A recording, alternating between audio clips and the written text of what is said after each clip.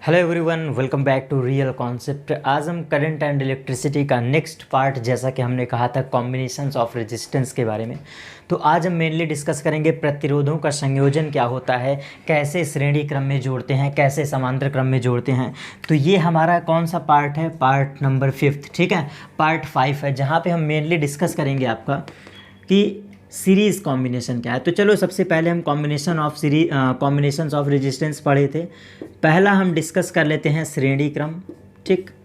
श्रेणी क्रम, और पूरे डीप में इसमें कुछ बात को बताऊंगा, आप रिमेंबर रखिएगा, ठीक है। श्रेणी क्रम या फिर इसी को हम कहते हैं सीरीज़ कॉम्बिनेशन। श्रेणी क्रम या फिर सीरीज़ कॉम्बिनेशन बहुत बारीकी से समझना, आपको नोट्स नहीं नोट करना है, छापना नहीं है, बस चीज़ें कंसेप्चुअल को समझना है।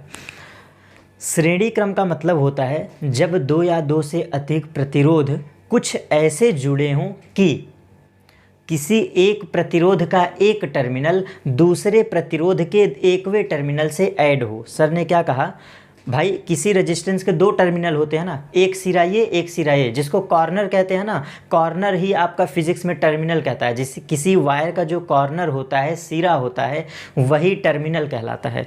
तो किसी रेजिस्टेंस का एक टर्मिनल दूसरे रेजिस्टेंस के एक टर्मिनल से ऐड हो जाए, वो कहलाता है श्रेणी क्रम। जरा समझना, देखो यहाँ पे क्या होता है।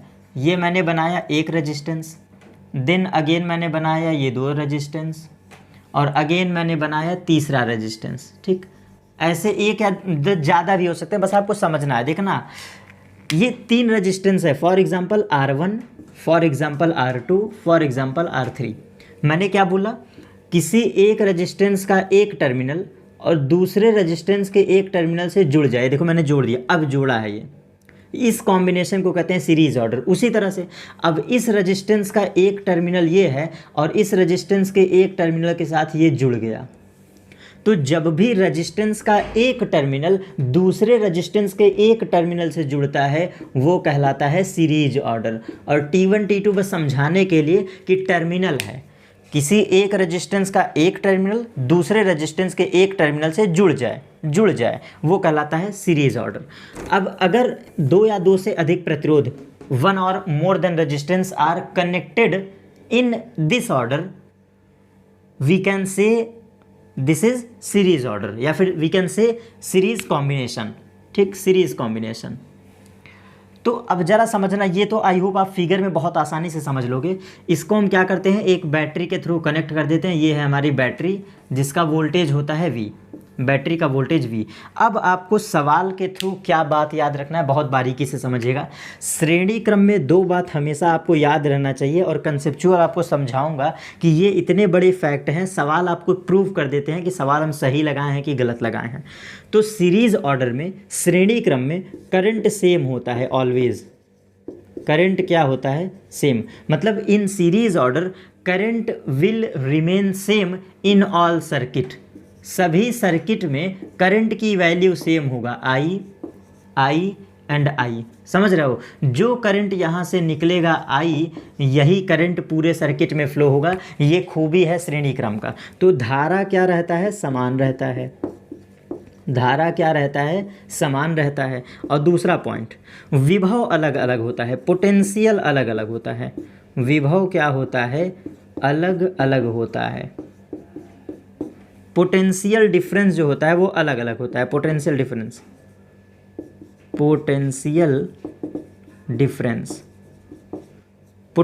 डिफरेंस ऑल सर्किट का डिफरेंट होता है। पोटेंशियल डिफरेंस, ठीक है ना। V की बात कर रहा हूँ। अब जरा इस चीज़ को मैं क्यों ऐसे कह रहा हूँ, जरा समझना आप। अब हम एज्यूम करेंगे, फॉर एग्जांपल यहाँ का पोटेंशियल V1, यहाँ का V2, यहाँ का V3, क्योंकि सीरीज में पोटेंशियल का बंटवारा होता है, श्रेणी क्रम में विभव का बंटवारा होता है। ये बात याद रखिएगा, श्रेणी क्रम में विभव का बंटवारा होता है, धारा का बंटवारा नहीं होता है, विभव का, पोटेंशियल डिफरेंस का बंटवारा होता है। तो अब यहाँ से आपको शॉर्ट वे में समझाऊं तो होगा क्या? Total potential, total V is equal to V1 plus V2 plus V3। अब कहोगे सर ये क्यों आप ऐसा कर रहे हैं, समझना, हम चाहते तो करंट को भी ऐड कर सकते थे। आप सोचो ज़रा सा, हम चाहते तो करंट को भी ऐड कर लेते। आओ आपको एक्स्ट्रा में दिखा रहा हूँ, बस 1 मिनट के लिए एक्स्ट्रा में यहाँ पे देख लो। हम चाहते तो करंट को भी ऐड कर सकते थे, कैसे, I is equal to I1 plus I2 plus I3। लेकिन एक बात बताओ, करंट की वैल्यू सेम है ना, श्रेणी क्रम में करंट सेम है ना, तो जब I इज़ इक्वल टू ये तीनों सेम करोगे तो I is equal to I से ये कैंसिल आउट हो जाएगा। समझ रहे हो इस बात को? हम चाहते तो I बराबर I1 I2 I3 भी रख सकते थे, आपके मन में आ सकता है ना ख्याल। तो ज़रा समझो हम क्यों नहीं करते हैं। हम इसलिए नहीं करते क्योंकि करंट की वैल्यू जब सेम है तो उसके वजह से होगा क्या, इधर की करंट बराबर उधर की करंट बराबर हो जाएगा और कैंसिल आउट हो जाएगा। इसीलिए हम करंट को नहीं ऐड करते हैं। आप डेरिवेशन बहुत पढ़े होंगे लेकिन ये वजह नहीं पता होगा कि क्यों विभव को ऐड करते हैं। क्योंकि धारा को ऐड करेंगे, करंट को ऐड करेंगे तो वो फाइनली कट के ख़त्म हो जाएगा, ज़ीरो हो जाएगा। जबकि करंट की वैल्यू यहाँ पे सेम है ना, तो इसलिए हम किसको जोड़ते हैं, आप कंसेप्चुअल वे में रिमेंबर रख सकते हैं, जिस चीज़ का बंटवारा होता है ऐड हमेशा उसी को करते हैं। तो यहाँ पे विभव का बंटवारा हुआ था, इसलिए V बराबर V1 plus V2 plus V3, और ओम्स लॉ का हेल्प हम लेंगे तो V बराबर V know that IR, V बराबर IR is equal to V1 के लिए I1 R1 plus I2 R2 plus I3 R3। ठीक है ना, यही लिखोगे।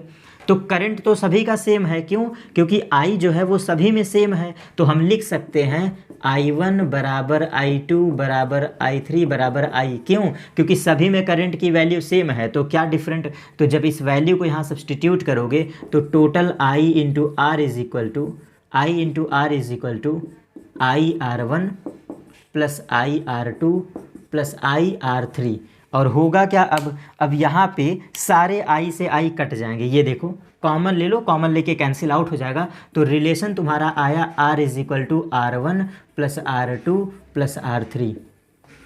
यहाँ पे एक बात याद रखना, इसको हम कहते हैं तुल्य प्रतिरोध, इंग्लिश में इक्विवेलेंट रेजिस्टेंस, इंग्लिश में कहते हैं इक्विवेलेंट रेजिस्टेंस। R बराबर R1 plus R2 plus R3, तो इसका मतलब क्या है, श्रेणी क्रम में प्रतिरोध सीधे सीधे जुड़ जाते हैं। श्रेणी क्रम में तीसरा रिजल्ट श्रेणी क्रम में सीरीज ऑर्डर में प्रतिरोध सीधा सीधा जुड़ जाते हैं। ये देख लो, R बराबर R1 प्लस R2 तो यहाँ पे क्या होता है, प्रतिरोध सीधे जुड़ जाते हैं, मतलब आपको 1 डिवाइड में नहीं करना है, प्रतिरोध सीधे जुड़ जाते हैं। और आप रिमेंबर ये भी रख सकते हो, यहाँ पे हमें मैक्सिमम रेजिस्टेंस वैल्यू डिफाइन होता है। भाई जब चीज़ें जुड़ रही हैं तो जुड़ने पे मैक्सिमम वैल्यू डिफाइन होगा। तो अगर आपसे कभी सवाल पूछे कि कब अधिकतम तुल्य धारा मिलता है, तो अधिकतम तुल्य धारा किस में मिलता है, श्रेणी क्रम में। अधिकतम तुल्य प्रतिरोध मतलब मैक्सिमम इक्विवेलेंट रेजिस्टेंस कब डिफाइन होता है, मैक्सिमम इक्विवेलेंट रेजिस्टेंस, अधिकतम तुल्य प्रतिरोध, ये मैक्सिमम इक्विवेलेंट रेजिस्टेंस ये कब डिफाइन होता है, सीरीज ऑर्डर में।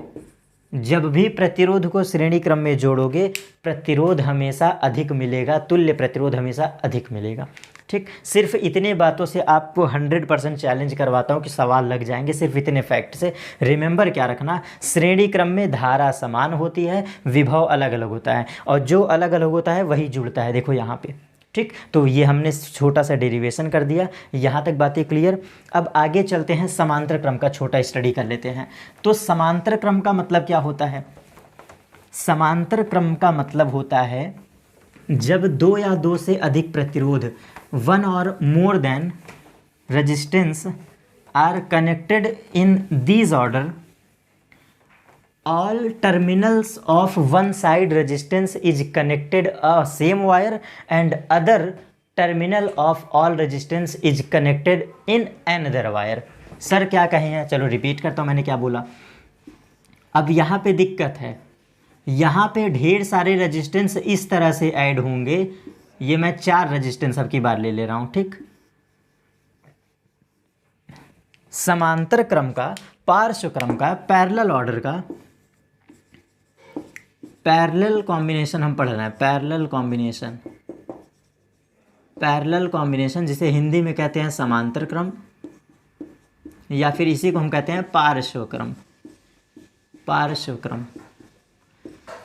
देखो पैरेलल ऑर्डर की सबसे बड़ी खूबी होती है सभी रेजिस्टेंस, पहले नंबरिंग कर दे, R1 R2 R3 R4। समांतर क्रम की सबसे अच्छी खूबी होती है सभी सिरे एक तार से, ये देखो सभी प्रतिरोधों का एक सिरा एक तार से और अन्य सभी प्रतिरोधों का एक सिरा एक तार से जुड़ जाता है, और इसको हम क्या करते हैं, एक बैटरी से ऐड कर देते हैं, और ये कॉम्बिनेशन कहलाने लगता है समांतर क्रम। ये कहलाने लगता है समांतर क्रम। ठीक, कुछ समझ में आया? देखो फिर से रिपीट कर दे रहा हूँ। ढेर सारे प्रतिरोधों का ऐसा संयोजन, मतलब कॉम्बिनेशंस ऑफ वन और more than resistance are connected in same order that all same terminals are connected in one wire and other terminals are connected in same wire. मतलब जितने एक टर्मिनल है ना, सभी टर्मिनल को एक वायर से जोड़ दो, किसी भी एक वायर से जोड़ दो, और उसी तरह अदर टर्मिनल को एक वायर से जोड़ दो। ऐसे समझो, ऐसे ढेर सारे आपके, मतलब मेरे जैसे ऐसे ढेर सारे दो दो हैंड वाले 10 आदमी हैं, 10 आदमी का एक हाथ एक रस्सी से और 10 आदमी का एक हाथ एक रस्सी से बांध दो, तो ये जो कॉम्बिनेशन बनता है, इस कॉम्बिनेशन को कहते हैं पैरेलल कॉम्बिनेशन। ठीक, और पैरेलल कॉम्बिनेशन की खूबी क्या होती है ज़रा समझना। पैरेलल कॉम्बिनेशन की खूबी होती है, नंबर 1 पहले लिख रहा हूँ, यहाँ पर विभव समान होता है। यहाँ पर क्या समान होता है? विभव समान होता है। पोटेंशियल डिफरेंस सेम होता है। पोटेंशियल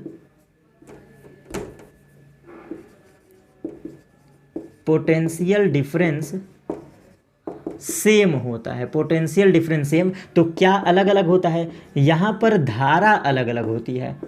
यहाँ पे क्या अलग अलग होता है? धारा का मान अलग होता है, मतलब I जो होता है वो डिफरेंट होता है इन डिफरेंट सर्किट।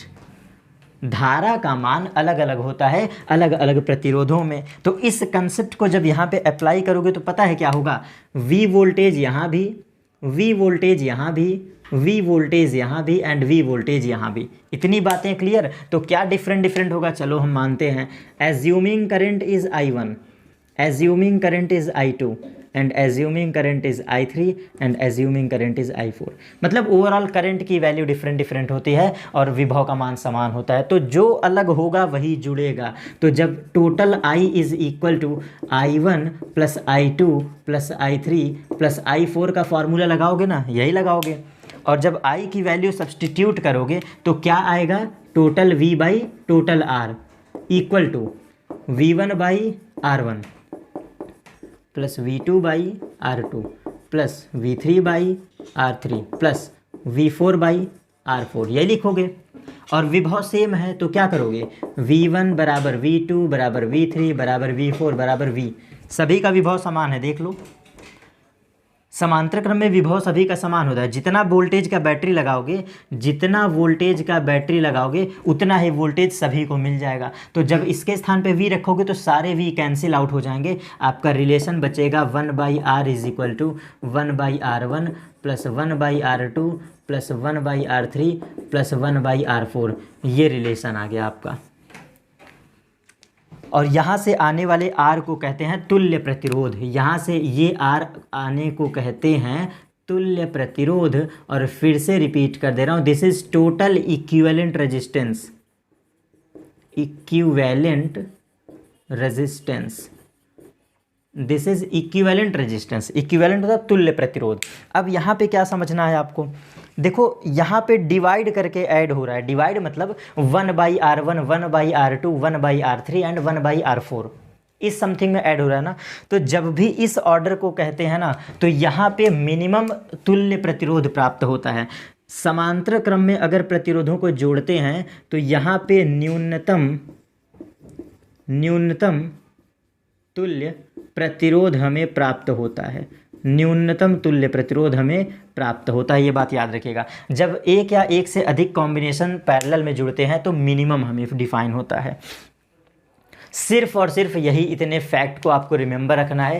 कंप्लीटली मैंने अभी के लिए तो एक्सप्लेन कर दिया इस चीज़ को इस कंसेप्ट के थ्रू, लेकिन ये तभी कंसेप्ट क्लियर होगा जब हम इसके सवाल सॉल्व करेंगे। तो सवाल सॉल्व करने के लिए अब हम मिक्सअप सवाल करेंगे कि टोटल रेजिस्टेंस डिफाइन कैसे करते हैं, तो वो अलग वीडियो के थ्रू हम न्यूमेरिकल के थ्रू बात करेंगे। ये तो हमारा सिर्फ और सिर्फ थ्योरी पोर्शन था, लेकिन फिर से रिपीट कर दे रहा हूँ बेटा, 4 बातें तो याद हमेशा रहना चाहिए, ये फॉर्मूला और ये 2 फैक्ट, ठीक। उसी तरह से पिछला जस्ट अभी थोड़ी देर पहले पढ़ाया हूँ, 2 फैक्ट और फार्मूला हमेशा रिमेंबर रहना चाहिए। चलिए फिर डियर स्टूडेंट्स, फिर मिलेंगे नेक्स्ट टॉपिक पर, अगले टॉपिक पर।